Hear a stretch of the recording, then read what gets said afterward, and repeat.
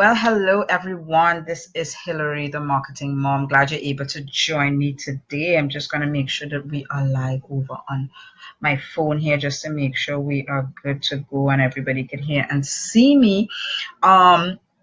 Setting is a little different today. Yep, so we are live. All right, so setting is a little different today. We are actually over at my parents' house because today is a public holiday here in Trinidad. So happy Emancipation Day to all of my Trinidadians. Fantastic day today. And just want to make sure that we get everything sorted out. So for those of you who don't know me and are now joining for the first time, I am Hillary, the marketing mom. I am a social media manager, digital marketing strategist, business coach, and trainer. And as you come in, just let me know, hi, how are you? Let me know how you're doing today. Drop a like, share this broadcast if you'd like, because today what I'm sharing with you, and because it's a public holiday, so we're a little down, but social media doesn't die. Social media doesn't end just because it's a public holiday and I'm over here by my parents so that I can get a little quiet time to do some very focused work. Sometimes you're going to need to do that while the kids are at home. They're out of camp today because it's a public holiday. So I am actually really excited today to share what I'm going to share today because it's mindset, and everybody struggles with mindset as entrepreneurs, right? And really and truly, this is something that I would have changed not even in the first year of my business, but the first time I ever started thinking about business. And you're going to see me looking down here a little bit. I just got my notes, all right, so I could keep track of what's going on, right? Because every entrepreneur, you jump into business and there's certain goals. You have certain goals, you want to focus on certain things. And the reality is what you focus on probably isn't what's going to get you the results you want to get immediately. Yeah, and if you're wondering what that is like a carnival headpiece. My cousins, they are huge carnival fans, and every year they come to Trinidad and they visit and they leave pieces of their costume. So we've got a little background decoration today for for those who are wondering, what is that thing behind her head? Yeah, so that's a carnival costume headpiece, right? So back to my topic, right? We got three things really that I wanted to share about what I would do differently in my first year of business. And actually, anytime that you start thinking about business, it really should be, especially in this era, all right? In this era, you really need to be focusing on what are those three things. So one of the things that definitely I would have done and gotten that mindset in perfectly from the get-go is to ignore the negativity, to ignore the naysayers, to ignore the people that are going to say this can't work, this can't do it.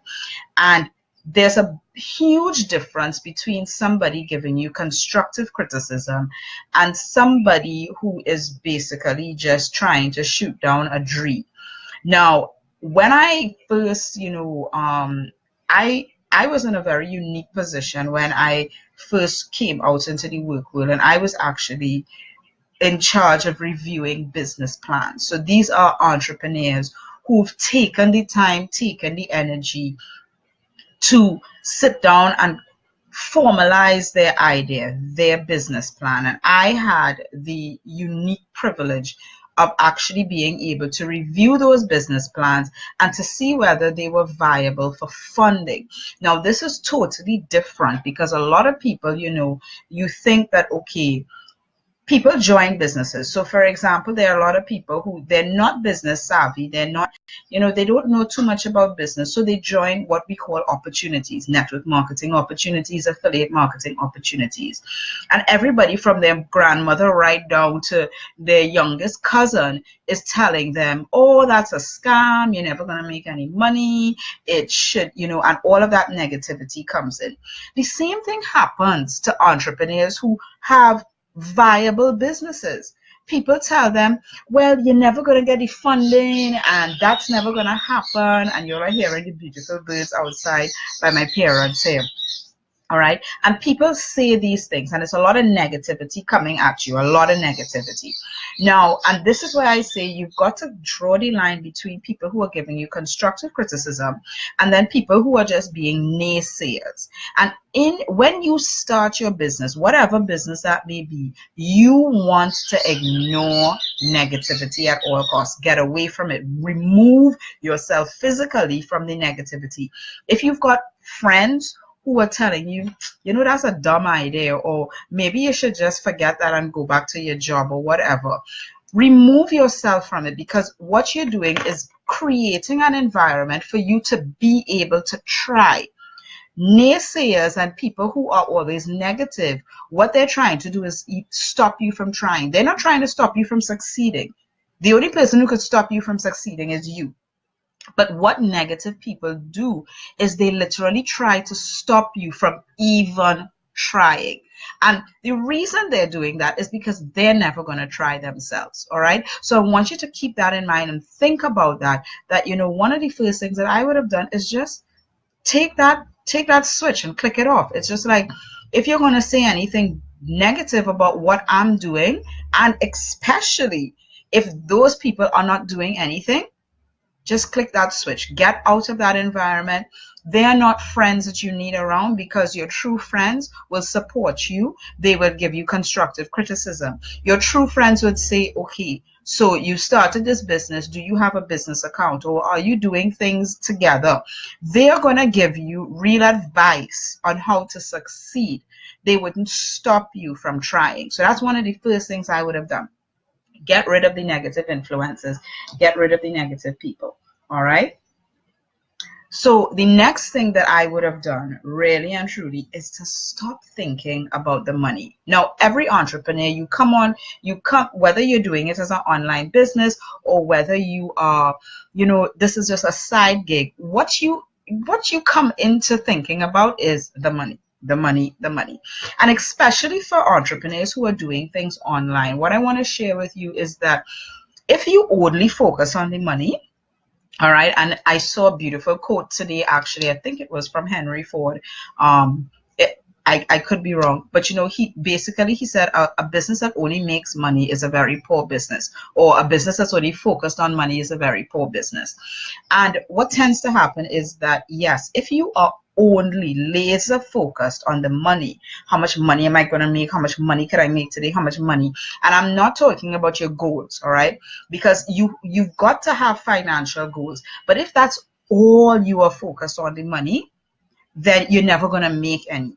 And one of the things that I definitely would have stopped thinking about when I first started into business is just thinking about what's the monetary goal going to be, rather than thinking about how am I going to impact? Because everything you do has an impact. And that's something that you really need to wrap your head around, because it's like, if you understand that everything you do has an impact, then you will not focus on the money. You will focus on, okay, what did I say today to help somebody else move in a better direction? What did I do today to help somebody along their journey?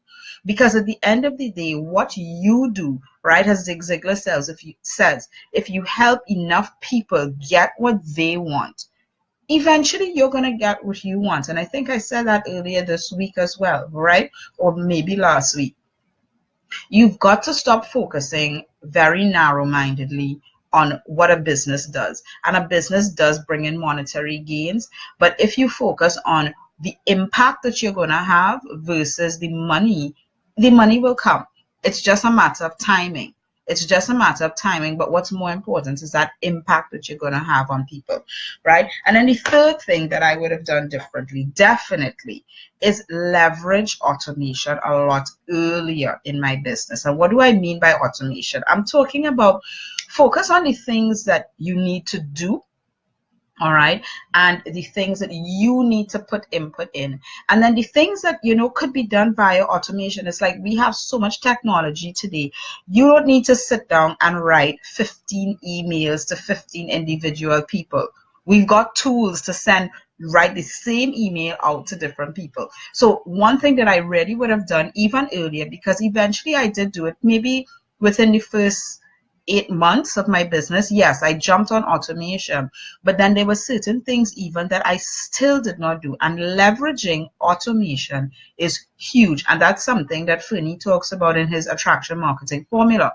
I've put the link to that bootcamp in the description of this video. All you need to do is go to hillarydefreitas.com/AMF. A as in apple, M as in man, and F as in fish. All right. All you got to do is go to that.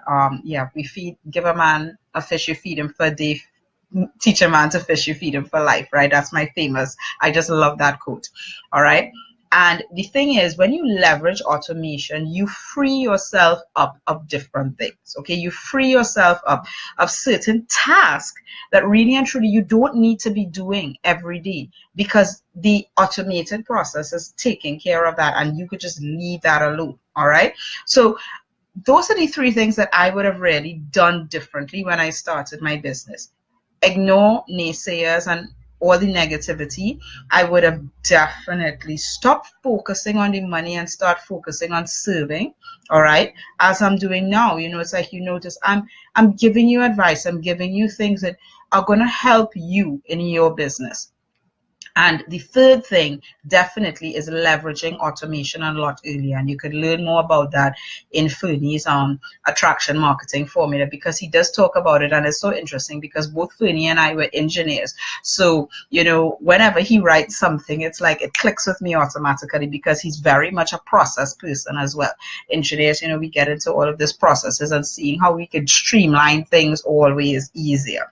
So definitely, if you don't have it, get his attraction marketing formula bootcamp. It's really going to help you understand how to put things into automation a lot faster, and especially for network marketers. I think it's like, probably the best thing for network marketers to really utilize in terms of processing out their business. And I mean, the reality is, because it's everything online, even if you are not a network marketer, it's really a good source in terms of understanding how to create an online process for your business. All right. So that's all I got for you today. I hope you enjoyed it. Again, from all my Trinidadian followers, happy Emancipation Day. And well, if you're watching this as a replay, it doesn't really matter. Okay.